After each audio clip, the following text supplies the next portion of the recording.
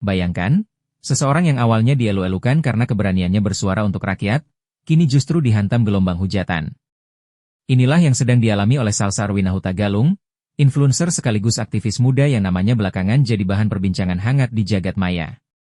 Salsa, yang sebelumnya sempat dipuji karena kritis terhadap DPR soal tunjangan rumah dinas, kini berada di pusaran kontroversi setelah sikapnya membela sosok ibu berjilbab pink berujung blunder besar. Awalnya, banyak yang menganggap ibu bernama Ana ini sebagai simbol keberanian melawan aparat. Namun fakta di lapangan ternyata berbeda. Seorang pria yang mengaku keponakan Ibu Ana mengungkapkan bahwa keluarganya memiliki kondisi khusus. Narasi, pahlawan rakyat pun mulai dipertanyakan. Masalahnya tak berhenti di situ. Salsa kembali jadi sorotan ketika ikut hadir dalam aksi damai WNI di Denmark.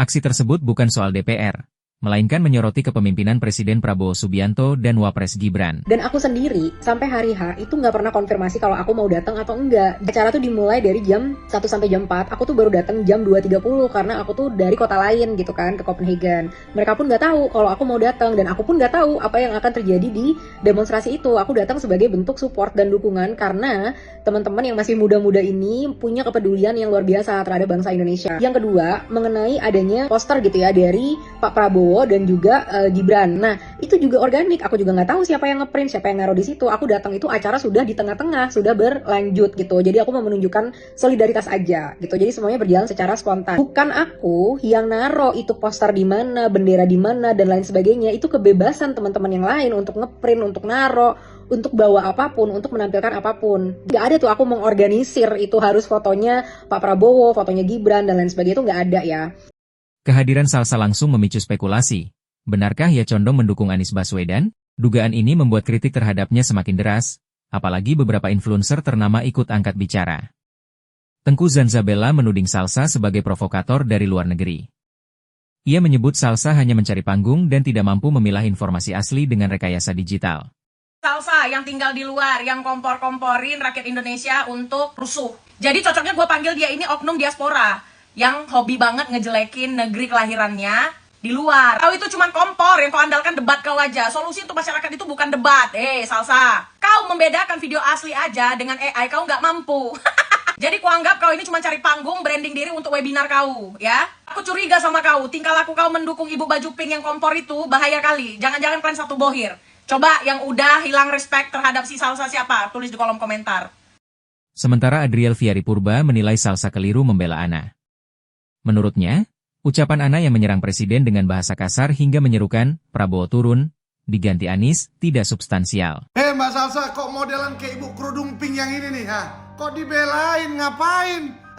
Mbak Salsa pas lagi bikin videonya kurang tidur? Lagi ngantuk apa gimana? Kok nggak fokus? Makanya riset dulu, perbanyak data fakta, baru bikin video supaya nggak malu-maluin kayak gini. Mbak Salsa kan bilang kan, yang ngomongin ibu kerudung pink, kalian punya nyali nggak sebesar ibu kerudung pink? Kalau soal nyali aja hewan lebih punya nyali bu, ya. Tapi tidak punya adab. Nah itu karena hewan. Kalau kita manusia diberikan apa? Hati, pikiran, otak yang pintar sama Tuhan. Ya kan, harus lebih punya adab ketimbang hewan. Masa ibu kerudung pink itu bilang bawa bensin di DPR di tengah-tengah masyarakat, itu kan mengajak ya, memicu masyarakat ya untuk berbuat hal-hal yang negatif gitu, nggak bagus. Terus aku juga lihat ibu kerudung pink itu di beberapa video bawa suku, bawa ras, ya terus bilang Prabowo turun, gantinya Anies lah. Kenapa jadi Anies? Ini masyarakat turun ke jalan itu untuk mengkritik pemerintah, kebijakan-kebijakan yang tidak pro rakyat. Kenapa jadi Prabowo sama Anies? Apa urusannya? Aduh ibu, kemarin pede kali Mbak Salsa belain ibu kerudung pink ya kan. Sekarang minta maaf, mengakui bahwa kurang banyak nonton video, terlalu cepat menyimpulkan. Jessica Felicia bahkan menilai Salsa kegocek oleh narasi provokator, karena video lain justru memperlihatkan Ibu Ana melakukan aksi berbahaya.